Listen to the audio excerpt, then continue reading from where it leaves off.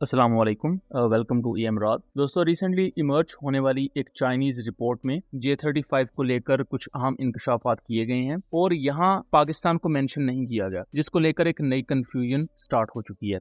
And इसी के साथ हम दूसरा बात करेंगे कि यूएस आर्मी के रिटायर्ड कर्नल GB सिंह, उन्होंने एक इंटरव्यू दिया है पाकिस्तान के एक वेल नोन जर्नलिस्ट हैं सर हसन जफर उनको। उसमें उन्होंने बहुत ही ज्यादा अहम बातें की हैं Bangladesh, India and eventually Pakistan को लेकर भी, उस पर भी बात करेंगे। अब पहले टॉपिक की तरफ आ जाएं तो ये चाइनीज मिनिस्ट्री ऑफ डिफेंस से रिलेटेड एक रिपोर्ट है जिसमें चाइना के मुख्तलिफ वेपन सिस्टम्स की सेल्स प्लस उन पर अभी तक क्या क्या डेवलपमेंट्स हो चुकी हैं उनको डिस्कस किया गया है। यहाँ अगर आप FC-31 या जिसे J-35 भी कहा जाता है उसको देखें तो मई 2025 तक कोई भी अभी इसकी सेल नहीं हुई एक्सेप्ट चाइनीज नेवी और एयरफोर्स ने इसको खरीदा है। दूसरी तरफ जो निगोशिएशंस की बात की गई है उसमें ये कहा जा रहा है कि इजिप्ट, सऊदी अरेबिया और UAE ये इंटरेस्टेड क्लाइंट्स हो सकते हैं, लेकिन यहाँ पाकिस्तान का जिक्र नहीं है। अब इस चीज को लेकर इंडियन साइड पर ये शोर मचाया जा रहा है कि देखें जी, J-35 पाकिस्तान नहीं ले रहा और इंडिया को ये चीज थोड़ा रिलीफ दे देती है क्योंकि इंडियन एयरफोर्स की हालत अभी काफी पतली है। इवन इंडियन एयरफोर्स के पास इतने रिसोर्सेज भी नहीं है कि वो पाकिस्तान की 4.5 प्लस जनरेशन की फ्लीट जो कि AGF-17 ब्लॉक 3 और J-10C पर बेस्ड है उनको सही तरीके से काउंटर कर सकें, और ये हम मई 2025 में देख चुके हैं। और इसका दूसरा सबूत ये है कि इंडिया हैवीली रिलाई कर रहा है सिर्फ S-400 पर कि हमारे पास सिर्फ ज्यादा से ज्यादा S-400 आ जाएं तो हम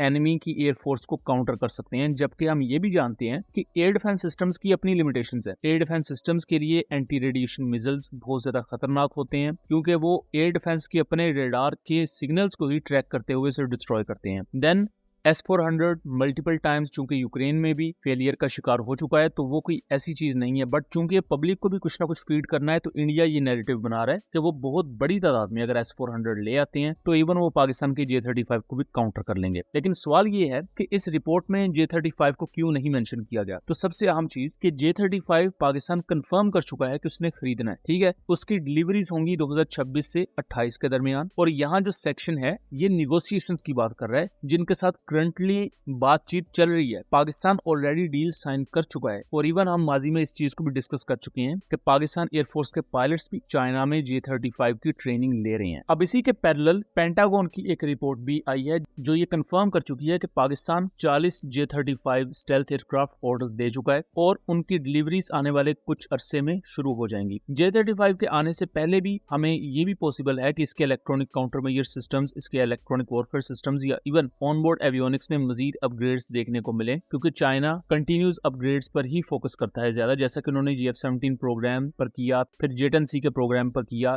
इवन आप फ्लैंकर सीरीज के एयरक्राफ्ट देखें चाइना के J-15, J-16, J-11, उनको भी चाइना इसी तरह ही आगे प्रोग्रेस में लेकर चला। तो J-35 को लेकर ये जो मिसकंसेप्शन है ये आई होप के खत्म हो चुकी होगी, क्योंकि जिस सेक्शन की यहाँ बात की जा रही है वो ऑनगोइंग निगोशिएशंस पर बात करता है कि जिन मुल्कों के साथ अभी बात चल रही है या जिन्होंने इंटरेस्ट शो किया है, ना कि उन कंट्रीज की जो कि इसको खरीद चुके हैं। अब खरीदने वाली सरफेस में इवन चाइनीज नेवी और चाइनीज एयरफोर्स भी आती है, लेकिन उनका भी यहाँ कोई जिक्र नहीं किया गया। अब अगर सेकंड टॉपिक पर आ जाएं तो यहाँ जो ये पूरा इंटरव्यू है उसको मैं यहाँ चला तो नहीं सकता, बट इसके बहुत ही ज्यादा अहम पॉइंट्स हैं और पूरे इंटरव्यू का लिंक डिस्क्रिप्शन में दिया होगा और मैं रिप्लाईज में पिन कर दूंगा, तो आप उस इंटरव्यू को जरूर देख लीजिएगा। इसमें सबसे पहले तो ये बात की गई है कि इंडिया की जो एक आइडियोलॉजी है, इंडिया जिन बुनियादों पर बना था वो है एक्सपेंशन पर बेस्ड। अल्टीमेटली हिंदूज ज्यादा थे तो उन्होंने ये देखा कि उनका भी एक नजरिया है अखंड भारत का, तो अल्टीमेटली उन्होंने इस तरफ जाना है। इसी चीज को सर हसन जफर की तरफ से, देन सर साइमन की तरफ से, letter on colonel GB Singh की तरफ से इंडोर्स किया गया। यहाँ सर GB सिंह ने एक बहुत ही ज्यादा अहम बात की कि इंडिया का मीडिया उसको डिजाइन ही इस तरह किया गया है कि एक वॉर हिस्टेरिया क्रिएट किया जाए, और जब वॉर हिस्टेरिया क्रिएट होगा तो पब्लिक प्रेशर बनेगा, और जब पब्लिक प्रेशर बनेगा तो इंडियन गवर्नमेंट के पास एक जवाब होगा कि देखें जी हम पर प्रेशर बहुत ज्यादा है, बांग्लादेश पर चढ़ाई कर दो, सेम वैसे ही जैसे पाकिस्तान के खिलाफ किया गया था। लेकिन पाकिस्तान के खिलाफ वो कर नहीं सकते, उन्हें पता है कि इसके क्या कॉन्सिक्वेंसेस होंगे इंडिया के लिए खुद भी।